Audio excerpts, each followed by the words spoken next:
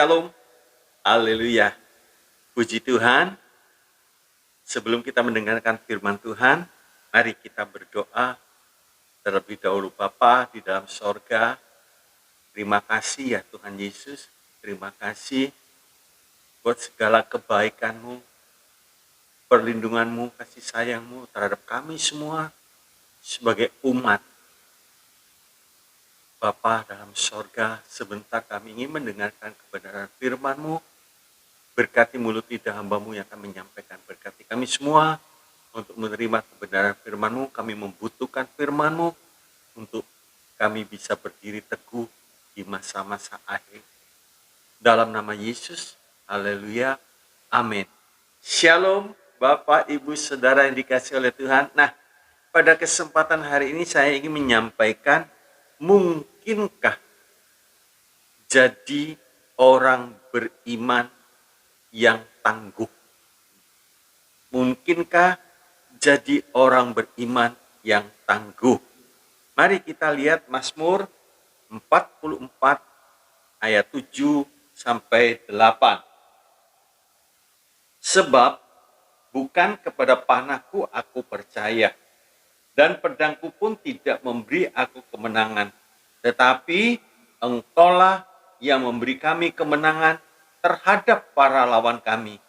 Dan orang-orang yang membenci kami, Kau beri malu. Ini satu pernyataan yang luar biasa, saudaraku, dari Bani Korah. Ya.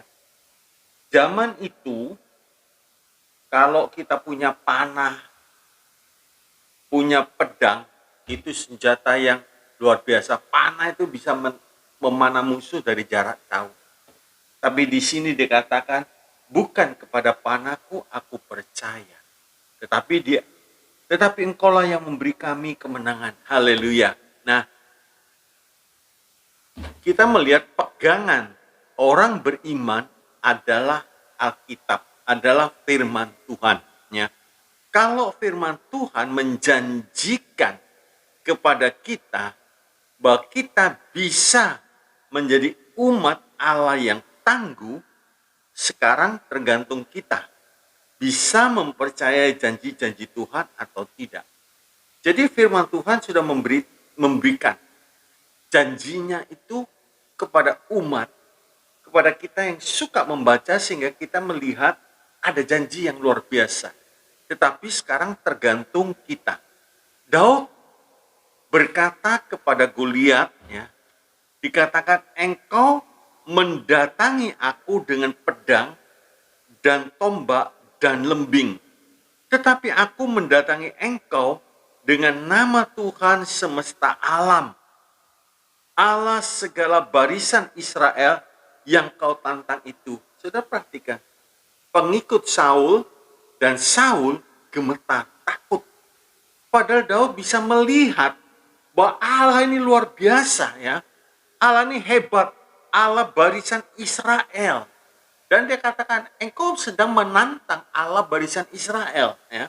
Nah, di sini satu hal yang perlu kita sadari adalah Tuhan kita itu maha besar dan tidak terbatas kuasanya.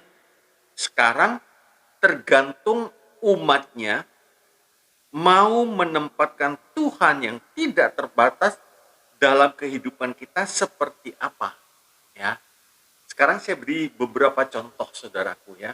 Jadi tergantung umatnya mau menempatkan Tuhan yang tidak terbatas dalam kehidupan kita seperti apa. Contoh, satu, di dalam Matius 9 ayat yang ke-18, Matius 9 ayat yang ke-18 dikatakan demikian. Saudara perhatikan ini. Sementara Yesus berbicara demikian kepada mereka, datanglah seorang kepala rumah ibadah, lalu menyembah dia dan berkata, anakku perempuan baru saja meninggal, tetapi datanglah dan letakkanlah tanganmu atasnya, maka ia akan hidup. Dia sudah melihat fakta, anaknya mati. Logikanya, Kalau anak mati ya dikubur, selesai. Tapi ini tidak. Dia datang kepada Yesus dan dia menunjukkan keyakinannya bahwa dia datang kepada Allah yang tidak terbatas kuasanya, ya, yang tidak terbatas kuasanya. Sebab begitu yakin dia. Haleluya, ya. Faktanya tidak menghalangi dia untuk datang kepada Yesus dan dia berkata, kalau Tuhan datang, pasti anakku hidup. Ya. Contoh yang kedua, fakta dan iman. Ya. Fakta dan iman. Kita melihat Matius 15, ayat yang ke-21 sampai yang ke-28. Tentang perempuan Kanaan yang percaya. Lalu Yesus pergi dari situ dan menyingkir ke daerah Tirus dan Sidon. Maka datanglah seorang perempuan Kanaan dari daerah itu dan berseru, "Kasihanilah aku, ya Tuhan, anak Daud, karena anakku perempuan kerasukan setan dan sangat menderita." Tapi Yesus sama sekali tidak menjawabnya. Lalu murid-muridnya datang dan meminta kepadanya, "Suruhlah ia pergi." Ia mengikuti kita dengan berteriak-teriak. Jawab Yesus, "Aku diutus hanya kepada domba-domba yang hilang dari umat Israel." Tetapi perempuan itu mendekat dan menyembah dia sambil berkata, "Tuhan, tolonglah aku." Tetapi Yesus menjawab, "Tidak patut mengambil roti yang disediakan bagi anak-anak dan melemparkannya kepada anjing." Kata perempuan itu, "Benar Tuhan." Namun anjing itu makan remah-remah yang jatuh dari meja tuannya. Maka Yesus menjawab dan berkata kepadanya, "Hai ibu, besar imanmu. Maka jadilah kepadamu seperti yang kau kehendaki." Dan seketika itu juga anaknya sembuh. Saudara perhatikan, perempuan ini datang kepada Yesus. Dia bercerita anaknya dirasuk setan dan sangat menderita. Ya. Dan waktu perempuan ini datang kepada Yesus, ia mendapat perkataan yang kurang menyenangkan dari Tuhan Yesus. Ia mendapatkan fakta yang tidak nyaman. Mungkin di dalam pikirannya sebelum berkata, aku datang kepada Yesus, pasti Yesus tolong. Ternyata ada hambatan yang harus dilalui. Ya. Tadi dikatakan Matius 15 ayat 26, Yesus menjawab tidak patut mengambil roti yang disediakan bagi anak-anak dan melemparkan kepada anjing. Jadi dengan kata lain, wanita ini disamakan dengan anjing. Tetapi saudaraku, perempuan ini tidak goncang imannya. Tidak goncang, saudara. Kalau kita mungkin sekarang, zaman sekarang, tidak datang kepada gembala, ya, terus minta tolong, "Pak Gembala, tolong didoakan." Aku nggak diutus, aku nggak disuruh mendoakan oleh Tuhan. Kira-kira kita kecewa nggak? Tapi perempuan ini enggak, saudara. Sekalipun pada saat itu Yesus melemparkan kata-kata yang belum tentu bisa diterima. Tapi ini menunjukkan kerendah hatian. Hatinya sangat rendah perempuan ini, merendahkan diri di hadapan Tuhan dan berkata, ya. Dan perempuan berkata, demikian saudaraku. Dan berkata kepada Yesus, "Benar Tuhan." Nah, dia memposisikan benar Tuhan dengan kata lain. Apa yang Tuhan katakan tentang dirinya benar. Jadi dia tidak marah, dia tidak protes, tapi dia berkata benar. Namun anjing itu makan remah-remah yang jatuh dari meja tuannya. Akhirnya Yesus berkata kepadanya, "Hai ibu, besar imanmu. Maka jadilah kepadamu seperti yang kau kehendaki," saudaraku. Dan seketika itu juga anaknya sembuh. Hasil Orang yang merendahkan diri di hadapan Tuhan, Tuhan meninggikan. Mujizat terjadi. Kalau perempuan ini sombong, Naaman hampir atau nyaris dia tidak mendapat mujizat. Waktu Elisa berkata, mandi di sungai Yordan. Ini sudah nggak tahan. Ini panglima, orang gede, tidak ditemui. Bujangnya yang berkata, mandi di sungai Yordan. Ini marah. Tapi untung waktu itu Naaman menerima nasihat dari pengikutnya, tentaranya. Akhirnya, waktu Naaman merendahkan diri, dia mau membenamkan diri di sungai Yordan, mujizat terjadi. Begitu juga perempuan Kanaan. Dia berkata, benar Tuhan. Namun Tuhan, anjing itu masih mendapat kesempatan. Kalau ada remah-remah yang jatuh, itu bagian anjing. Waktu Tuhan mendengar demikian, Tuhan memberkati, hai ibu, besarlah iman. Dan seketika itu juga anaknya sembuh. Haleluya. Bapak, Ibu, Saudara yang dikasihi oleh Tuhan, waktu kita datang kepada Tuhan, tanggalkan semua pangkat-pangkat kita, kedudukan kita, kebesaran kita secara dunia, tanggalkan. Biar kita merendahkan diri di hadapan Tuhan. Tuhan, tolong, Tuhan jamah. Yang ketiga, iman yang betul tidak takut saat dihambat. Ya. Iman yang betul tidak takut saat dihambat. Markus 10, 46 sampai 52. Markus 10, 46 sampai 52 dikatakan demikian. Lalu tibalah Yesus dan murid-muridnya di Yeriko, dan ketika Yesus keluar dari Yeriko bersama dengan murid-muridnya dan orang banyak yang berbondong-bondong, ada seorang pengemis yang buta bernama Bartimius, anak Timeus, duduk di pinggir jalan. Ketika didengarnya bahwa ia adalah Yesus orang Nazaret, mulailah ia berseru, Yesus anak Daud, kasihanilah aku. Banyak orang menegurnya supaya ia diam. Namun semakin keras ia berseru, anak Daud, kasihanilah aku. Lalu Yesus berhenti dan berkata, panggillah dia. Mereka memanggil orang buta itu dan berkata kepadanya, kuatkanlah hatimu, berdirilah, ia memanggil engkau. Lalu ia menanggalkan jubahnya. Jubahnya itu segera berdiri dan pergi mendapatkan Yesus. Tanya Yesus kepadanya, apa yang kau kehendaki supaya aku perbuat bagimu? Jawab orang buta itu, Rabuni, supaya aku dapat melihat.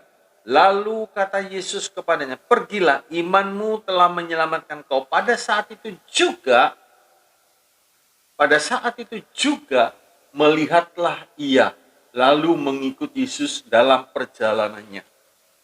Nah, Bartimius ini mendengar ada Yesus, ada rombongan Yesus mau lewat, dan tidak disia-siakan. Dia berteriak, dia memanggil nama itu, ya. Yesus anak Daud, kasihanilah aku.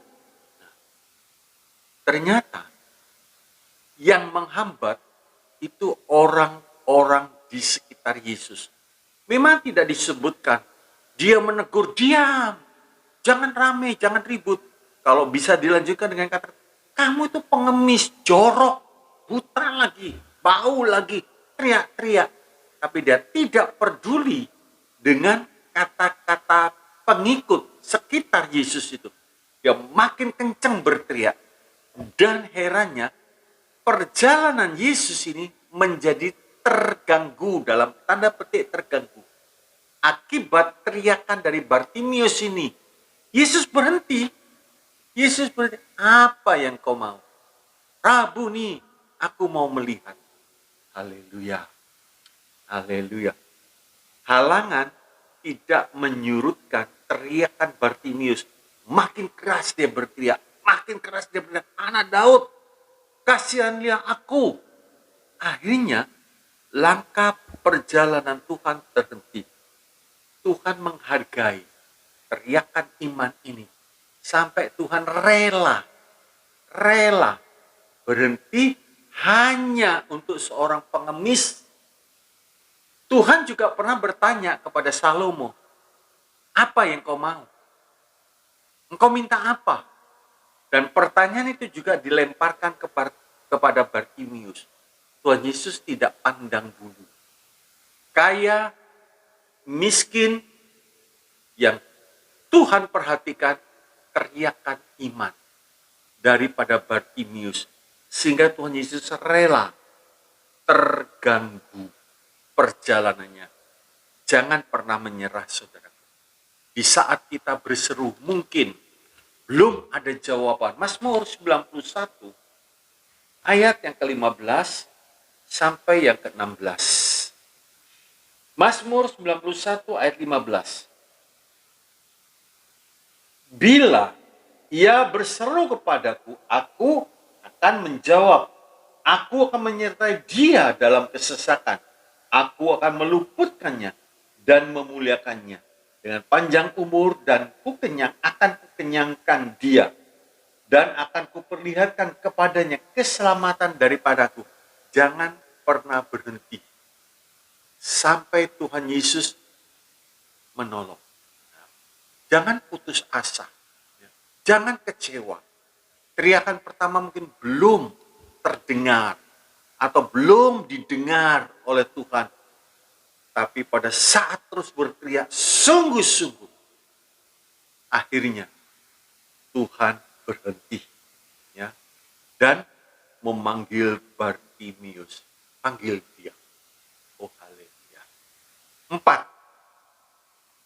Halangan tidak menyurutkan imannya. Halangan tidak menyurutkan imannya. Markus 5 ayat yang ke-25 sampai yang ke-34. Markus 5 ayat 25 sampai 34. Adalah di situ seorang perempuan yang sudah 12 tahun lamanya menderita pendaran. Ia telah berulang-ulang diobati oleh berbagai tabib, sehingga telah dihabiskan semua yang ada padanya. Namun sama sekali tidak ada faedahnya. Malah sebaliknya, keadaannya makin memburuk. Dia sudah mendengar berita-berita tentang Yesus. Maka di tengah-tengah orang banyak itu, ia mendekati Yesus dari belakang dan menjamah jubahnya, sebab katanya, ini perempuan ini berkata, saudaraku, sebab katanya, asalku jamah saja jubahnya, aku akan sembuh. Seketika itu juga berhentilah pendaranya, dan ia merasa bahwa badannya sudah sembuh dari penyakitnya. Pada ketika itu juga Yesus mengetahui bahwa ada tenaga yang keluar dari dirinya. Lalu ia berpaling di tengah orang banyak dan bertanya, siapa yang menjamah jubahku? Murid-muridnya menjawab, engkau melihat bagaimana orang-orang ini berdesak-desakan dekatmu. Dan engkau bertanya, siapa yang menjamah aku? Lalu ia memandang sekelilingnya untuk melihat siapa yang telah melakukannya hal itu. Perempuan itu yang menjadi takut dan gemetar ketika mengetahui apa yang telah terjadi atas dirinya, tampil dan tersungkur di depan Yesus dan dengan tulus memberitahukan segala sesuatu kepadanya. Maka katanya kepada perempuan itu, "Hai anakku, imanmu telah menyelamatkan kau. Pergilah dengan selamat dan sembuh dari penyakitnya." Di sini kita melihat Yesus bukan hanya bertanya siapa yang menjamah, tapi lewat peristiwa ini, waktu perempuan itu menceritakan bahwa dia yang menjamah di bagian yang lain, justru dia cerita 12 tahun aku sakit. Dan pada waktu dia cerita, orang lain mendengar. Orang lain, Yesus gak peduli. Tapi di sini, Yesus ingin memberitahukan orang-orang di sekitarnya sebenarnya dapat kesempatan juga untuk menjamah Tuhan Yesus. Tapi tidak dikerjakan. Tapi perempuan ini sebelumnya sudah mendengar tentang Yesus. Dan sekarang dia dapat kesempatan untuk melihat karena Yesus hadir saat itu. Dan di tengah keadaannya yang lemah, dia tidak memperdulikan, dia berjuang. Pokoknya dia bisa datang dan menjamah jubah Yesus. Dan betul, imannya itu yang menyembuhkan. Kepercayaan itu yang mendatangkan mujizat. Ya. Dia sudah mendengar. Kita juga sudah mendengar berita-berita tentang Yesus. Ya. Adakah kita mau datang? Sekalipun mungkin saat ini keuangan kita terpuruk. Ya. Kesehatan kita terpuruk. Rumah tangga kita sedang mengalami goncang. Adakah kita sungguh-sungguh mau datang kepada Yesus ketika kita mendengar di Kana Yesus membuat mujizat. Ada mujizat di dalam pernikahan. Kenapa kita nggak datang? Kenapa kita nggak sungguh-sungguh sudah mendengar? Dan Tuhan seringkali memberi kita kesempatan untuk mengambil kuasa itu. Untuk mengambil kuasa itu. Seperti perempuan, asalku jamah, asalku percaya, maka firman Tuhan ya dan amin. Waktu Yesus berkata, saudaraku, murid-muridnya mikir begini, lah pertanyaan Tuhan ini kok aneh ya. Orang begitu banyak nyenggol, ya umum lah. Tapi ini senggolannya lain, saudara. Ini senggolannya orang beriman. Tuhan tahu, di saat kita dalam kesukaran, Tuhan tahu siapa yang datang dengan beriman, siapa yang hanya sekedar berada di sekitar Yesus, di dalam ibadah. Semua datang. Semua datang. Tapi Tuhan tahu. Mungkin ada yang berteriak, Tuhan, aku dalam kesukaran. Tuhan, tolong aku dalam kesukaran, Tuhan. Tuhan tahu, saudara. Oh, ini orang yang bukan sekedar datang untuk beribadah. Tapi dia datang, mohon pertolongan Tuhan. Dan Tuhan berkata, tanganku tidak singkat. Telingaku tidak berat untuk mendengarkan. Untuk menjawab doa orang benar. Haleluya. Haleluya. Nah, perempuan ini saudaraku, akhirnya dia menerima kesembuhan itu. Haleluya. Waktu itu saudaraku kita melihat di dalam Markus 5 ayat 33 sampai 34 saya baca ulang. Perempuan itu yang menjadi takut dan gemetar ketika mengetahui apa yang telah terjadi dalam dirinya, tampil dan tersungkur di depan Yesus dan dengan tulus memberitahukan segala sesuatunya. Jadi apa yang dia alami 12 tahun dia menderita pendarahan, pasti lemah badannya. Pasti nggak mungkin gemuk, kurus. Mau nerombol orang banyak, sulit saudaraku. Ya, 34. Maka katanya kepada perempuan itu, hai anakku, imanmu telah menyelamatkan engkau. Pergilah dengan selamat dan sembuhlah dari penyakitnya sembuh dan dapat keselamatan daripada Tuhan. Haleluya. Haleluya. Nah, kadang saudaraku kita berpikir begini. Kalau kita sebagai orang beriman itu suka menceritakan kesulitannya kepada orang lain. Dia mengeluh. Aduh, saya ini banyak problem loh. Saya ini banyak kesukaran loh. Keuangan saya terganggu. Pekerjaan saya terganggu. Dan dia mulai menceritakan permasalahan-permasalahan yang berat, permasalahan yang sulit, dan lain sebagainya. Saudaraku, ada satu ayat yang indah dan mungkin semua sudah hafal. Mazmur 150 ayat yang ke-6. Dikatakan demikian. Biarlah segala yang bernapas memuji Tuhan. Haleluya. Jadi setiap kali kita bangun tidur, masih bernapas kan? Masih memiliki nafas, artinya masih memiliki kehidupan. Yang pertama kali sekali, pujilah Tuhan. Oh, terima kasih Tuhan Yesus. Aku hari ini bisa bangun, terpujilah Tuhan. Bukan kita menceritakan keluhan-keluhan kesukaran kita. Memuji Tuhan. Karena kita masih diberi kesempatan hidup, berarti Tuhan sanggup menolong kita. Tuhan sanggup menyelesaikan permasalahan kita. Jadi segala yang bernapas, ayo puji Tuhan. Jadi sekalipun, aduh pinggangku sakit, begitu bangun, terima kasih Tuhan Yesus. Terima kasih buat hari yang baru ini. Mulai naikkan syukur. Para imam, ya, di mezbah itu setiap pagi, dia pasang kayu, supaya api mezbah itu terus menyala. Dan korbannya berbau harum. Ada korban, ada api, mengeluarkan satu bau yang harum. Begitu juga saudaraku. Waktu kita bangun, puji Tuhan. Haleluya. Pagi-pagi Tuhan sudah mencium satu bau yang harum. Oh haleluya. Nah, begini saudaraku. Ya.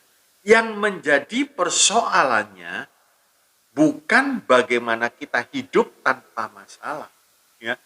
Sekali lagi, kita cerita masalah, kesulitan ini. Kita nggak mungkin hidup tanpa masalah. Nggak mungkin. Ini mustahil. Namanya manusia, pasti. Coba kita lihat Ayub 7 ayat yang pertama. Dikatakan demikian. Bukankah manusia harus bergumul di bumi dan hari-harinya seperti hari-hari orang upahan? Harus bergumul, ya.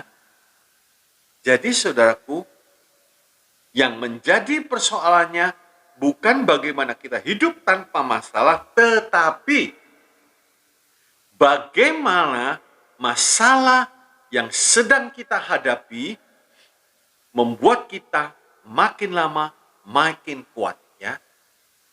Tetapi bagaimana masalah yang sedang kita hadapi, ya. Tetapi bagaimana masalah yang sedang kita hadapi membuat kita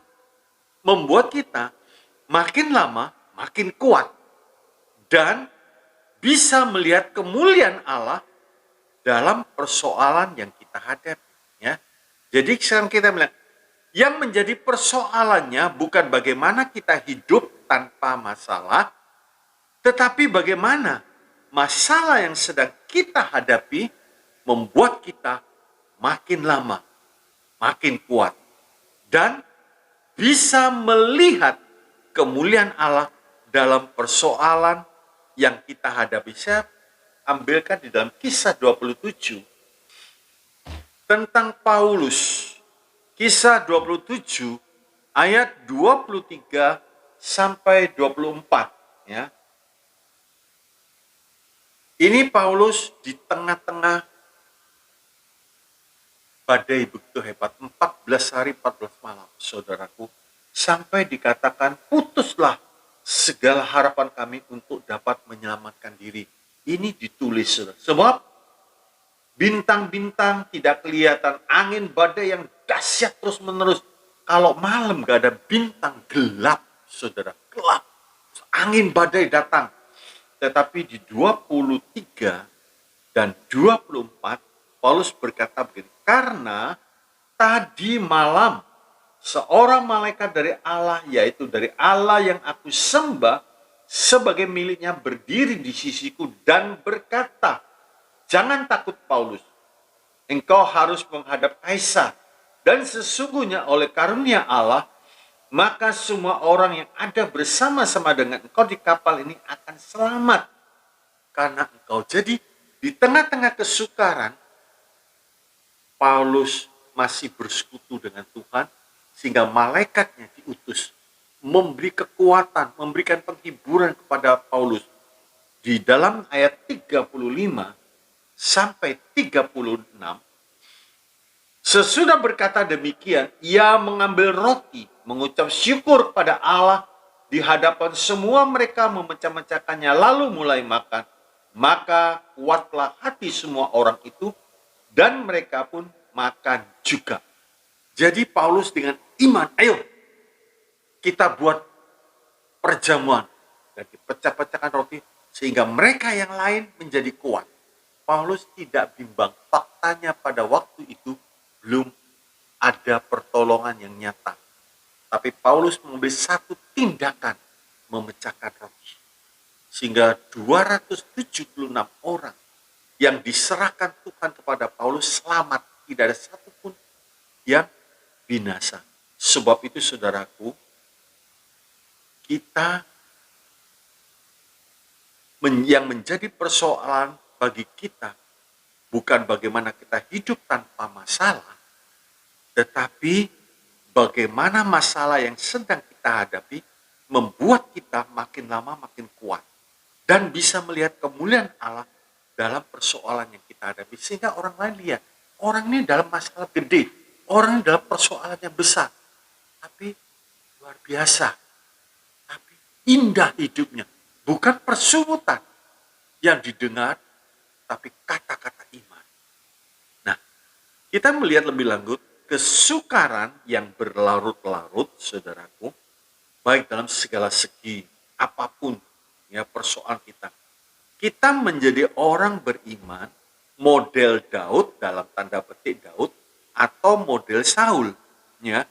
Kesukaran yang berlarut-larut, kita menjadi orang beriman model Daud atau model Saul. Coba kita lihat 2 Samuel 3 ayat yang pertama. Dikatakan demikian, peperangan antara keluarga Saul dan keluarga Daud berlarut-larut. Daud kian lama kian kuat, sedang keluarga Saul kian lama kian lemah. Nah, sekarang kita akan melihat bagaimana menghadapi masalah yang makin lama kita makin kuat. Bagaimana menghadapi masalah yang makin lama kita makin kuat. 1. Ya. Jangan terpengaruh oleh sikon. Jangan terpengaruh oleh sikon. Baik itu perkataan-perkataan atau berita-berita yang kita lihat, kita dengar, saudaraku, sama seperti peristiwa waktu Goliat menantang orang Israel itu setiap hari selama 40 hari orang Israel dengar perkataan-perkataan Goliat, ya. Dengar terus sampai akhirnya gemetar, ketakutan. Itu sudah dipengaruhi oleh sikon, ya, oleh kata-kata yang tidak membangun. Dalam 1 Samuel 17 ayat yang ke-16 dikatakan demikian, orang Filistin itu maju mendekat pada pagi hari dan pada petang hari. Demikianlah ia tampil ke depan 40 hari lamanya. Ditakut-takuti terus, mendengar kata-kata sampai rajanya, prajuritnya semua ketakutan. Terus kita lihat ayat 42, 1 Samuel 17 ayat 42 sampai yang ke-44. Nah, kita melihat ketika orang Filistin itu menunjukkan pandangannya ke arah Daud, serta melihat dia dihinanya Daud itu karena ia masih muda, kemerah-merahan dan elok parasnya. Orang Filistin itu berkata kepada Daud, anjingkah aku? Maka engkau mendatangi aku dengan tongkat. Lalu demi para allahnya orang Filistin, ia mengutuki Daud. 44 pula orang Filistin itu berkata kepada Daud, hadapilah aku, maka aku akan memberikan dagingmu kepada burung-burung di udara dan kepada binatang-binatang di padang. Nah, di sini kita melihat Daud mendengar perkataan yang sama, mendengar ancaman dari si Goliat. Orang Israel mendengar ancaman yang sama dari si Goliat, takut. Tapi Daud tidak demikian. Haleluya. Haleluya. Nah, berikutnya kita akan melihat pembicaraan orang kita bagi jadi 3, yaitu pembicaraan orang kita bagi jadi 3, yaitu A, teguran. Kalau teguran atau nasihat disampaikan, kita mesti dengarkan baik-baik. Apapun latar belakangnya orang yang menegur. Jadi kalau kita ditegur, mendapat teguran, dengarkan dulu baik-baik. Ya. Entah yang menegur kita itu, orang itu cinta kepada kita atau benci kepada kita, dengarkan baik-baiknya. Jangan kita mengacuhkan. Coba kita lihat 2 Samuel 16. 2 Samuel 16 ayat yang ke-5 sampai yang ke-10. 2 Samuel 16 ayat ke-5 sampai yang ke-10.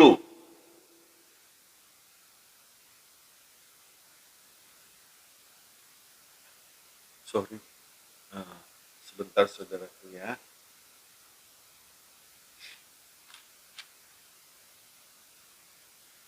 Dua Samuel 45. Ya. 2 Samuel 17 ayat 45. Tetapi Daud berkata kepada orang Filistia itu, engkau mendatangi aku dengan pedang dan tombak dan lembing. Tetapi aku mendatangi engkau dengan nama Tuhan semesta alam, Allah segala barisan Israel yang kau tantang itu. 46, hari ini juga Tuhan akan menyerahkan engkau ke dalam tanganku, dan aku akan mengalahkan engkau dan memenggal kepalamu dari tubuhmu. Hari ini juga aku akan memberikan mayatmu dan mayat tentara orang Filistin kepada burung-burung di udara dan kepada binatang liar, supaya seluruh bumi tahu bahwa Israel mempunyai Tuhan.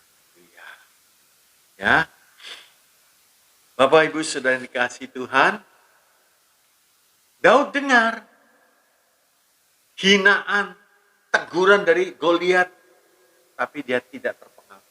Oh, ini enggak. Haleluya. Ya. Bapak Ibu saudara yang dikasih oleh Tuhan, yang membuat kita lemah, bahkan makin lama makin lemah, karena kita terpengaruh oleh omongan, oleh komentar orang, oleh pendapat orang, saudara. Mungkin dia berkata begini, kamu kan ke gereja, iya. Apa sih manfaatnya?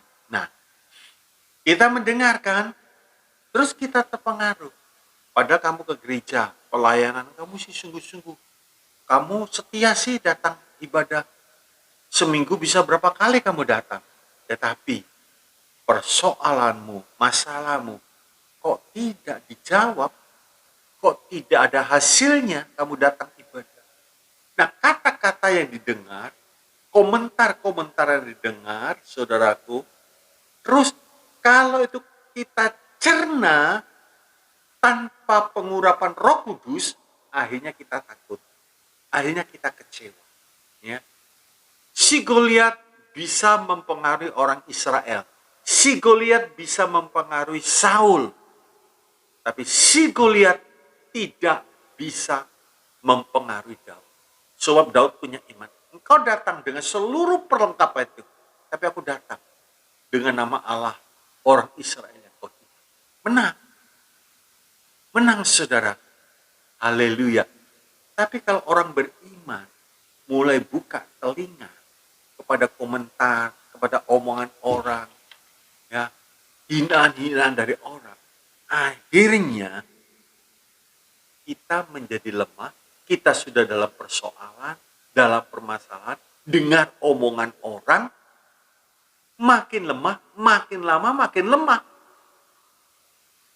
Coba, saudaraku. Ya, coba.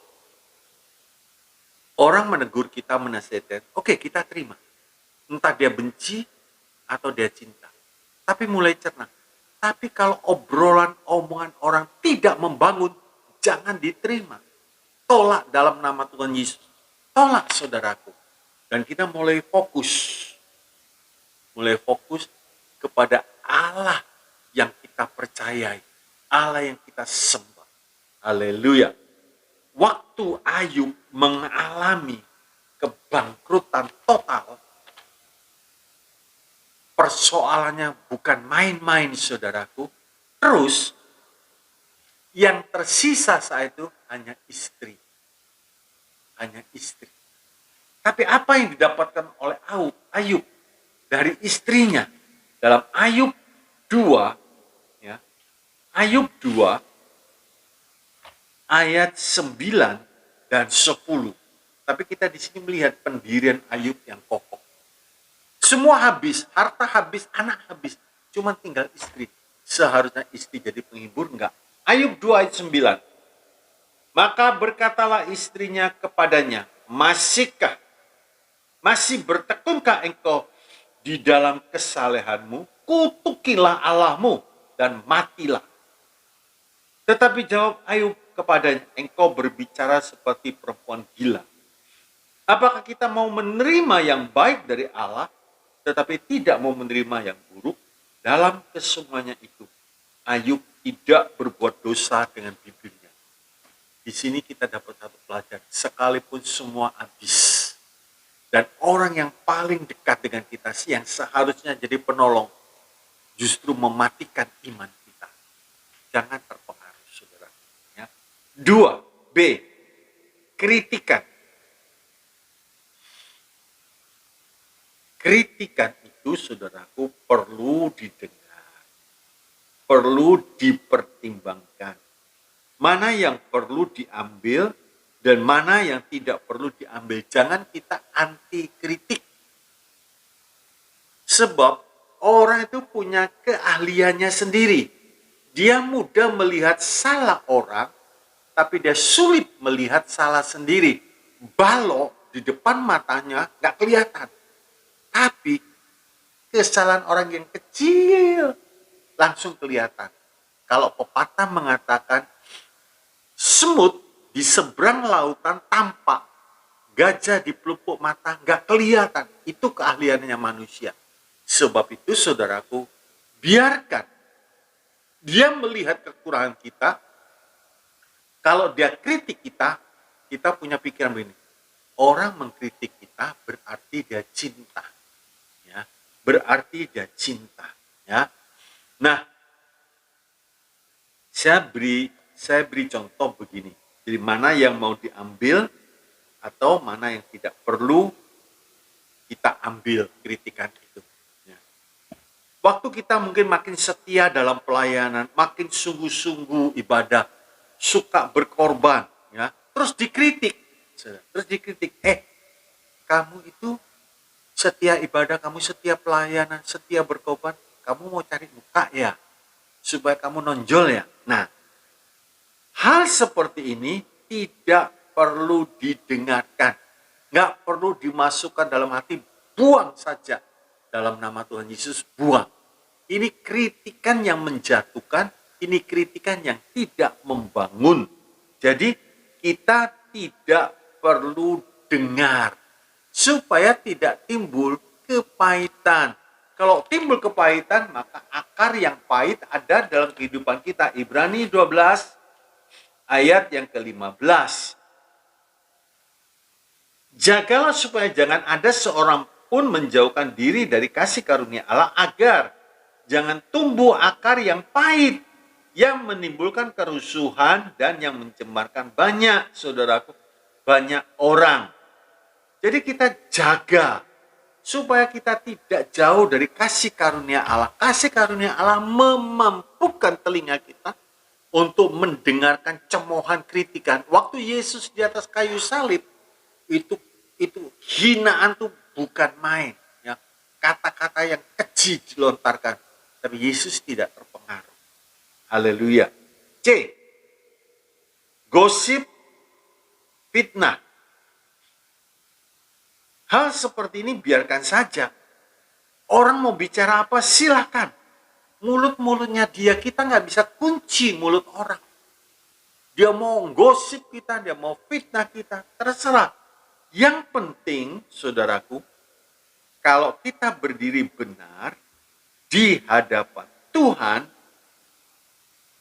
jangan kita takut. Kalau difitnah, gosip yang macam-macam, saudaraku, waktu Daud sedang pergi meninggalkan istananya karena terjadi kudeta oleh anaknya, dikata-katai oleh Shimei, dihina oleh Shimei, terus mau dibela oleh panglima. Daud berkata, jangan. Mungkin Tuhan suruh kepada dia untuk mengutuki saya.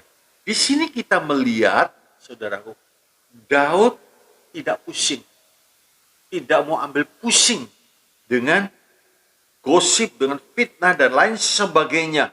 Dia tetap maju. Begitu juga kita, saudaraku.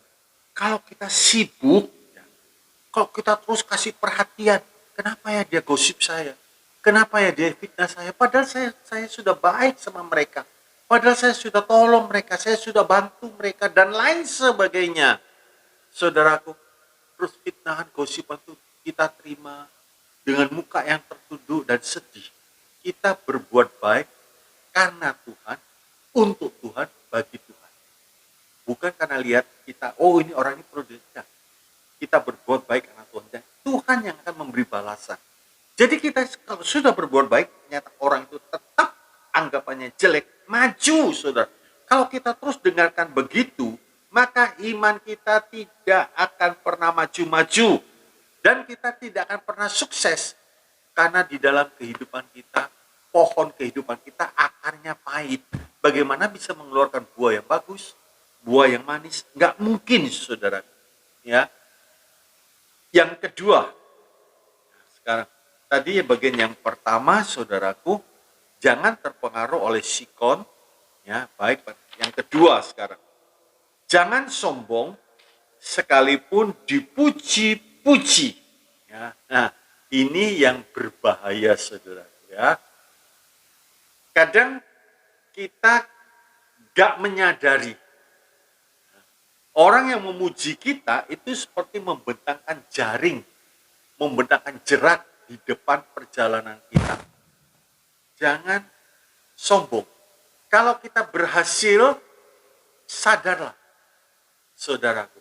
Kalau tanpa Tuhan, kita bukan apa-apa. Waktu Paulus mengalami begitu banyak tekanan, dia berkata, kami hanya berjadah tanah liat.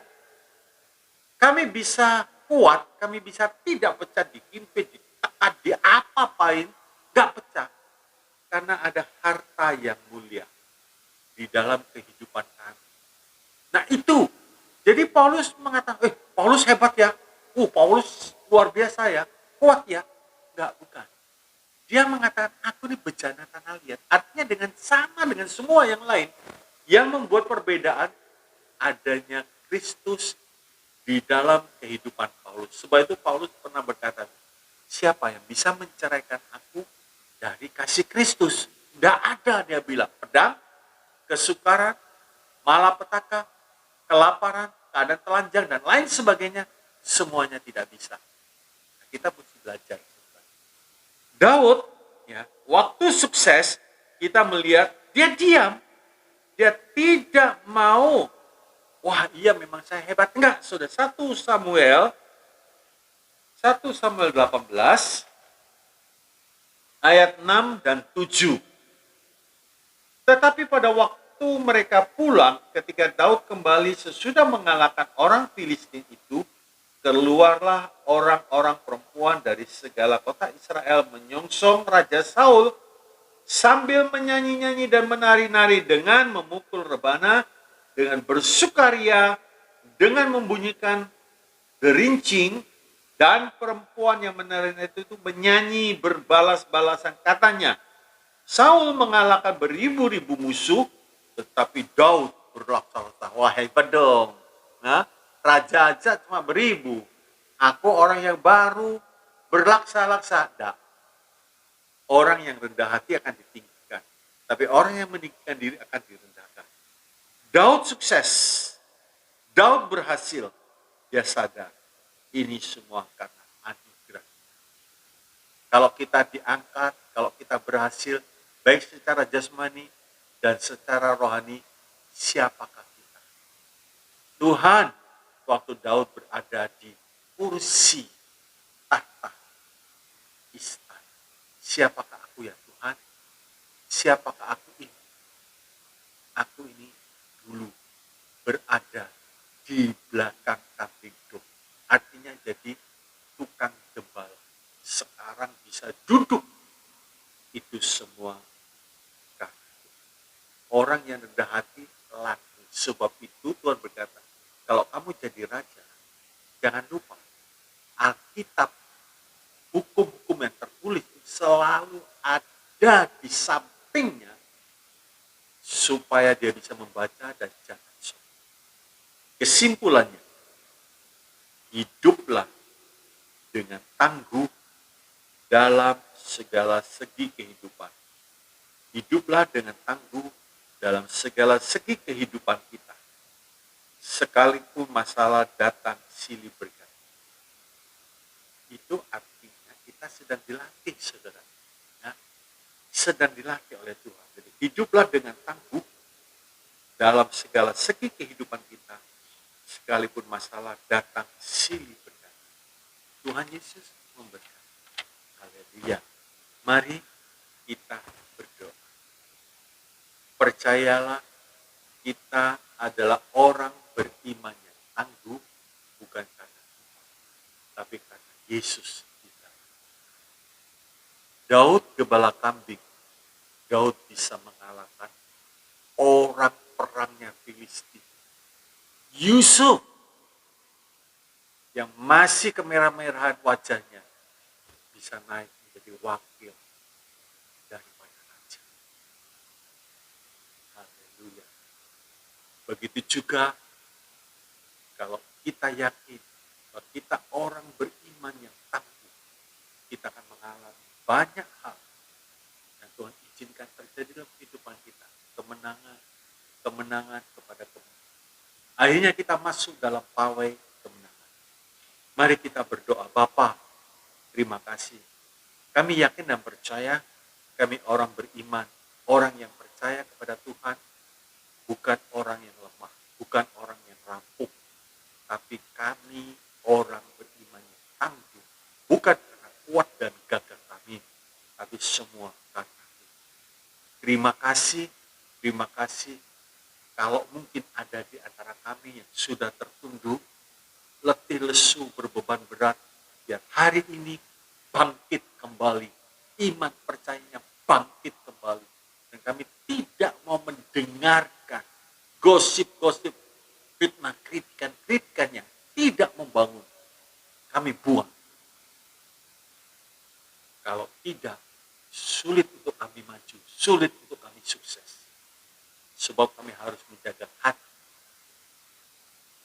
Hati kami harus dijaga dengan segala kewaspadaan.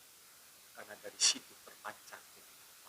Terima kasih memberkati umat, memberkati pekerjaan umat. Kami percaya kami adalah umat yang tangguh. Kami adalah umat pemenang. Terpujilah namamu. Diberkati rumah tangga umat. Diberkati keluarga umat. Diberkati nafkah umat. Diberkati pekerjaan, keuangan. Diberkati masa muda. Diberkati pelayan. Diberkati pendidikan. Terima kasih. Kami percaya. Kami orang beriman yang tangguh di dalam. Kami mau lekat terus dengan pokok yang benar. Sehingga kami segar senantiasa. Terpujilah nama Tuhan. Dalam nama Yesus, hamba-Mu bersyukur. Haleluya. Mari kita angkat.